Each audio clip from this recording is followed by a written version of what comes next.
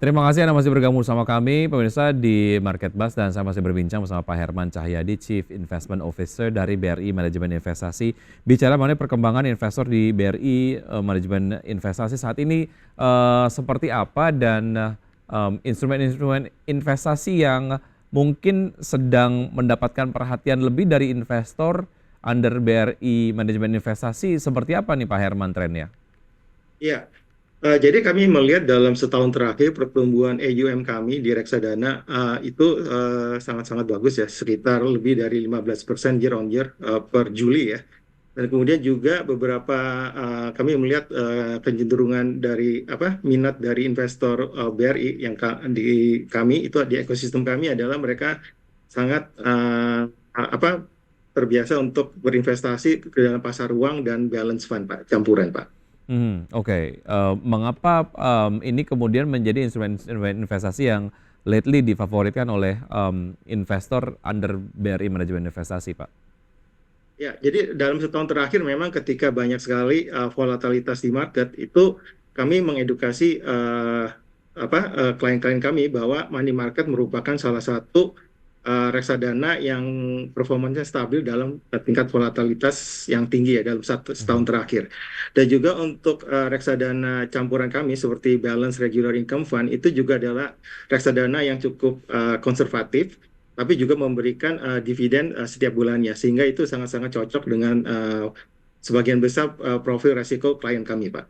Baik, artinya memang secara resiko dapat diukur, tapi secara potensial upside ataupun mungkin possibilities untuk bisa mendapatkan cuan begitu ya, masih tetap Ya, menarik, makanya ini difavoritkan oleh ya. investor under BRI Manajemen Investasi. Oke, bicara mengenai kondisi market, tentu saja ini dipengaruhi oleh Hmm, beberapa hal, ini kemudian menjadi sentimen-sentimen yang menjadi concern dari point of view investor. Salah satunya adalah peluang kenaikan PPN 12% yang ini berdampak kepada turunnya daya beli begitu ya, kemudian juga hmm. fenomena-fenomena lain lah terkait dengan kalangan menengah yang secara jumlah kemudian menurun begitu. Nah, Ya. sejauh mana ini menjadi sebuah bahasan, dan sebetulnya kalau ditelisik seberapa signifikan sih pengaruhnya Pak Herman terkait dengan iklim investasi di Indonesia? Iya, jadi kalau kita melihat ya, memang wacana kenaikan PPN ke 12% ini itu memang bisa menjadi salah satu faktor yang bisa mempengaruhi sentimen pasar domestik ya Pak ya. Hmm, Dari sisi daya beli masyarakatnya. Tapi kami tetap optimistis bahwa nanti kabinet yang akan terbentuk di bulan Oktober itu tentunya juga sudah memperhitungkan positif dan negatifnya ya. Jadi kami melihat bahwa mereka akan mempunyai strategi tertentu untuk mendorong konsumsi daya beli di masyarakat ini. Jadi kita nanti kita sementara ini masih harus tunggu kebijakan mereka ke depannya bagaimana, Pak. oke. Yang ditunggu adalah apa saja insentif-insentif yang disiapkan untuk Ya, kalangan menengah di Indonesia agar daya belinya tidak menurun begitu ya. Sebagaimana ya, kita tahu juga ke depan akan ada beberapa iuran-iuran wajib yang kemudian dipotong di gaji dari karyawan sendiri. Salah satunya adalah terkait dengan pensiun tambahan, kemudian juga ya, ada ya, ya, asuransi kendaraan yang wajib begitu ya.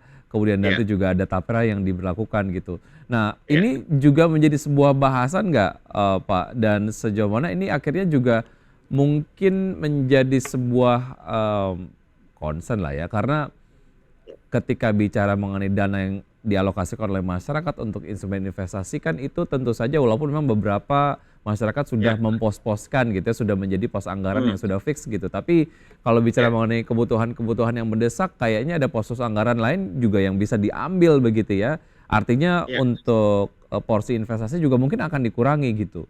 Nah, ini dari ya. point of view Anda seperti apa, Pak Herman? Ya, jadi tentu kalau misalnya pengeluaran-pengeluaran tambahan ini emang tetap dijalankan, itu tentu akan menggerus juga daya beli masyarakat, Pak ya. Ya. Tapi kita juga makanya kita masih harus menunggu kebijakan-kebijakan nanti yang sudah dikelola oleh kabinet yang barunya terbentuk seperti apa. Dan kami yakin mereka juga sudah punya assessment sendiri mengenai keadaan ekonomi sekarang di Indonesia. Dan untuk kedepannya kami juga melihat sebenarnya ada positifnya juga dengan penurunan BI, mungkin Hmm. BI rate di dalam beberapa bulan ke depan itu juga akan sangat membantu, dan juga sebenarnya program makan gratis bergizi yang akan dilancarkan setelah kabinet terbentuk itu juga tentunya akan membantu pengeluaran dari kalangan menengah ke bawah juga Pak ya, terutama Hmm. yang di bawah ya Pak. Oke, lalu bagaimana point of view-nya mengenai sektor berbasis properti, Pak Herman, terkait dengan isu ataupun sentimen terkait dengan penurunan dari suku bunga acuan Bank Indonesia sendiri? Ya, Direkomendasikan nggak atau masuk radar nggak? ya. Jadi interest rate sensitive sektor seperti perbankan dan properti itu memang yang akan menjadi beneficiary utama dari sentimen penurunan suku bunga, Pak. Jadi memang sektor properti itu masuk ke dalam radar investment kami, Hmm. Pak. Mhm. Baik, semakin banyak kita akan punya satu segmen lagi usaha jeda berikut ini, Pak Herman. Kita akan Ya, lanjutkan dan pemirsa tetap bersama kami akan segera kembali. sih. Terima kasih Anda masih bergabung sama kami pemirsa, dan kini kita akan simak pembukaan dari IHSG di pagi hari ini. IHSG masih bergerak di zona positif dengan penguatan 0,5% di level 7.741,439. Sementara itu dari pergerakan sektoral pemirsa, finance ataupun sektor keuangan memimpin penguatan pada kesempatan kali ini di pembukaan perdagangan C1 menguat 1,59%, lalu disusul oleh saham-saham berbasis infrastruktur dan juga properti ya dengan penguatan masing-masing 0,82% dan 0,76%. Top gainers ada Pani, Brand, Wika, DILDE, maksud kami DILD, BRPT, PTPP, KLBF, kemudian top losers ada ITMG, Film, Silo, Goto, MLPL, Avia, Smil, Kici, dan Pico.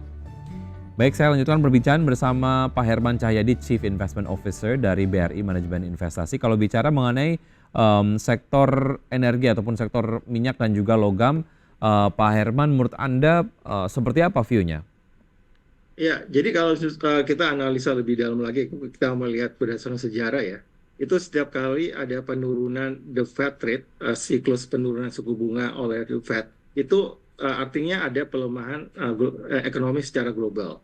Dan bila terjadi pelemahan ekonomi secara global, itu akan berefek negatif terhadap harga-harga komoditas. Jadi makanya kami melihat harga komoditas ini mungkin tidak akan naik cepat juga, kemungkinan masih ada downside risk-nya.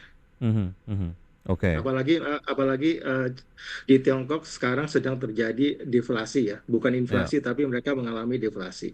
Artinya untuk saham-saham berbasis ataupun sektor komoditas belum dilihat menarik begitu ya dari point of view Anda ya. Ya. Baik, Pak Herman, terakhir tips investasi pasar modal untuk pemirsa dimanapun berada apa saja? Ya, jadi untuk para pemirsa yang atau yang sudah yang baik yang sudah lama berinvestasi dalam saham ataupun pemula, kami selalu mengingatkan pada klien kami bahwa harus disesuaikan dengan profil resikonya masing-masing. Mungkin ada satu emiten yang satu cocok untuk investor yang lebih agresif, tapi mungkin tidak cocok untuk uh, investor yang lebih bersifat konservatif. Jadi semuanya harus Hmm, disesuaikan dengan resiko profil masing-masing dan juga harus dilihat valuasinya. baik, kenali diri Ya, sendiri, tidak FOMO begitu ya, dan juga ya, telisik ataupun mungkin lihat secara detail mengenai fundamental dari saham-saham yang ya, sudah dikecengin sejak lama gitu ya kurang lebih ya. iya, Pak Herman, terima ya. kasih sudah bergabung di Market Plus kali ini. Sukses untuk Anda, sehat selalu Pak Herman. Sampai jumpa.